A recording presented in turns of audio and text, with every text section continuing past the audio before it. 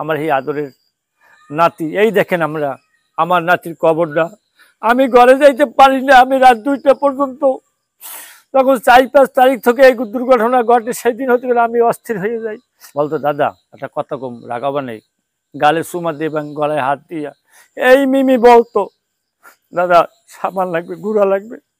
তখন আমি যে প্রকার পারতাম আমি আমার নাতিকে আনিয়ে দিতাম। আমি আমার ছোট ছেলের 3টে মেয়ে, আমি এই মিমকে যথেষ্ট আদর করতাম এবং ও আমাকে দাদা ছাড়া ডাকতো না এবং ও আমার না দেখে থাকতে পারতো না। কলেজে যাইতো, আসা আমার যদি ঘরে দেখতো খাইতে, তাই প্রথম বই খাতা থোয়ার আগে, জামা কাপড় খোলা, গোসল দেবার আগে আমার শালিক পাখির মতো এবং দোয়েল পাখির মতো সেই আক্ষরটা আমি একনালা ভাত না দিয়া আমি আর ভাত খাইতে পারতাম না। আমাদের গ্রামবাসী সকলে জানে। এবং 10টা যদি টাকা চাইতো আমার কাছে না থাকলেও আমি দাঁড় করেও তারে 10টা টাকা বা 20টা টাকা দিয়ে তারে পকেট খরচা দিতাম। আমি গ্রাম অঞ্চলে কৃষকের মানুষের কাজ করি, তবু আমি আমার নাতিরা যদি আমার কাছে যা চাইতো আমি তাই দিতাম। যদি আমার পকেটে না থাকতো তো আমি আরেকজনকে দাঁড় করেও আমি তাদের সহযোগিতা করতাম। যদি 100 জামা কাপড় থাকতো আর যদি কালা হইতো, বলতো দাদা একটা কথা কম, রাগাবা নেই, গালে চুমা দিয়ে এবং গলায় হাত দিয়া এই মিমি বলতো দাদা সাবান লাগবে, গুঁড়া লাগবে।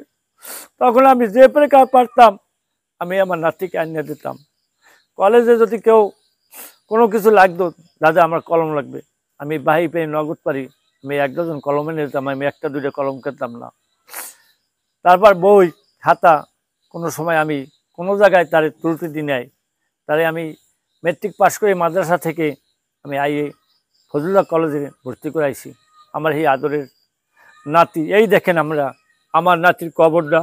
আমি ঘরে যাইতে পারি না, আমি রাত 2টা পর্যন্ত, তখন 4-5 তারিখ থেকে এই দুর্ঘটনা ঘটে, সেদিন হতে গেলে আমি অস্থির হয়ে যাই।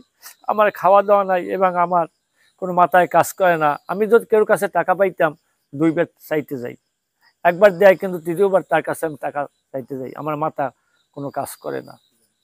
এবং আমি আপনার কাছে 2য়বার বলি যে আমার এই নাতির যারা যারা মানে যেমন নাইম, আমি বললে দিই, ইমাম, ফুলমিয়া, খোকন,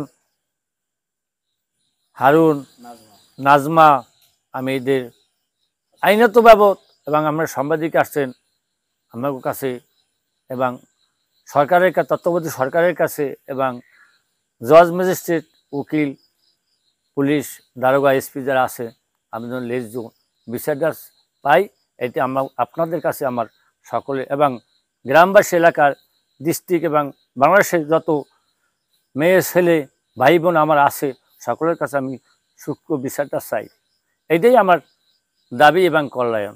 আর কিছু আমরা বলার থাকে না, আমি আর কিছু বলতে পারি না, এইটুকুই আমার দাবি।